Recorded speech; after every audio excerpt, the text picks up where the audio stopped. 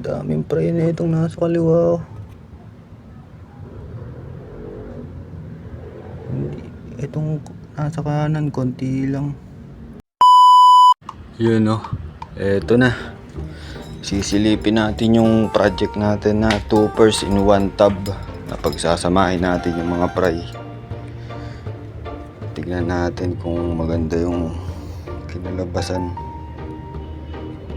Wait lang, ayusin ko lang yung camera. Ito guys, silipin natin. Surprise. Uy, ang dami.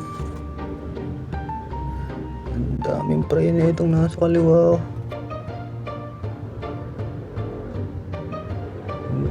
Itong nasa kanan, konti lang. Ito, konti lang yung nasa kanan na yun, oh. Pre-swim na sila lahat. Ayun, oh. Madami din. Pero ito, doble, triple, oh. Mukhang maganda to. Ang dami. Ang dami sa ilalim, oh. Hindi nyo na mga maiangat. Sobrang dami.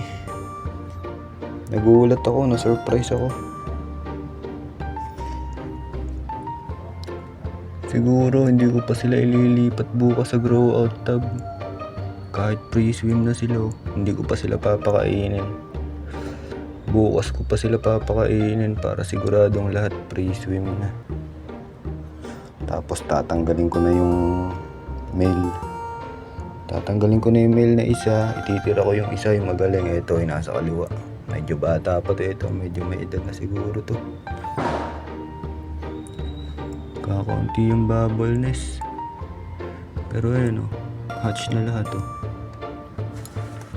Sobrang dami. Pre-swim na rin.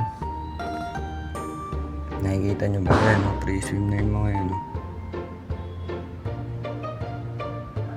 Oh, kinakain niya yung mga anak niya. Ayun, oh. Hindi, inaangat niya lang yan. Ito, sobrang dami. Ayun, oh. Mahigit 500 siguro yan.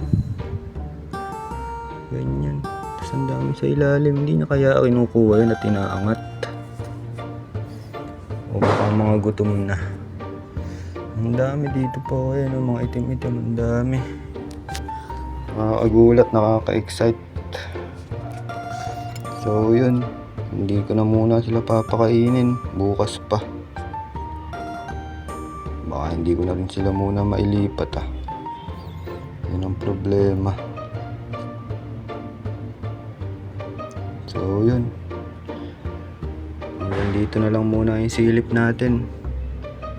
Sobrang daming fry na ito talaga, oh.